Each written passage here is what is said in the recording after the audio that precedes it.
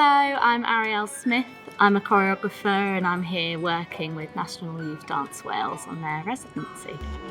I work with quite a variety of companies and I'm always inspired by the people in the room. I'm not too precious about the type of dancer or the style that they are, and I think in this group especially we've got people from quite diverse backgrounds in their training, and I always think that that's a positive thing and that we can all get something from each other in that way. I spend the first couple of days trying to get to know them as dancers really, rather than going straight in and creating. I think it's important that I understand who they are as people and artists and movers, to really understand their language.